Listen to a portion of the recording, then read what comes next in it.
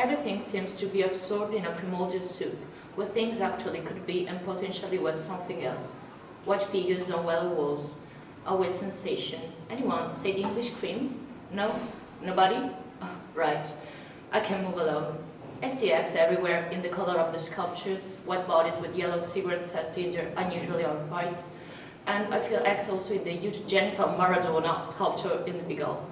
As they could be the origin of everything, eggs clearly appear in every sculpture, except for one.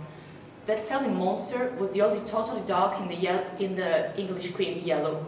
Lots of sexuality in the sculpture, every sculpture. The cat was the exception. It was black and dreary.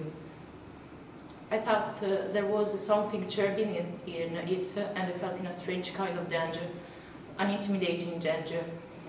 The creature seems to be touching sides that no one would never want to brush. It appeared like an hallucination, a sort of hallucination. In fact, the intimate meaning of imagination or fantasy was for ancient Greeks image or representation, words including the revealing or the revelation of something that is usually buried. On top of this, we have a visual approach to everything that can allow us to go beyond reality. Dream before the dreamer, said Plato, and that's a good way to recap art's condition, totally suspended where things exist apart from common sense and individuality. That's the first impression.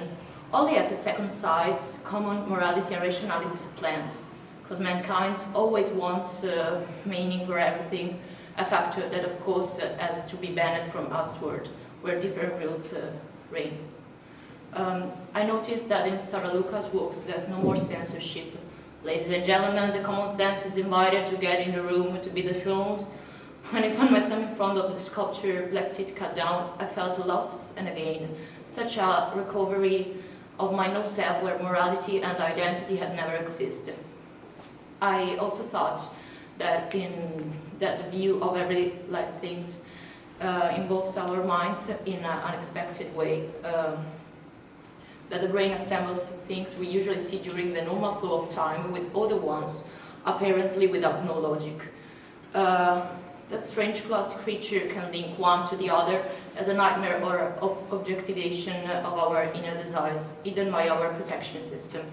The cat with his human teeth is an inhabitant of our genuine part, the one who is base, boundless with no identity and no gender. When we can recognize ourselves in our ancestral symbols, sort of the forefathers. Yet, or despite this, we are used to reject them because they are not always pleasing. But maybe we belong more to this little obscure world. But as humans, we need the certainties, we hold on, but eventually we put on discussion more or less nothing.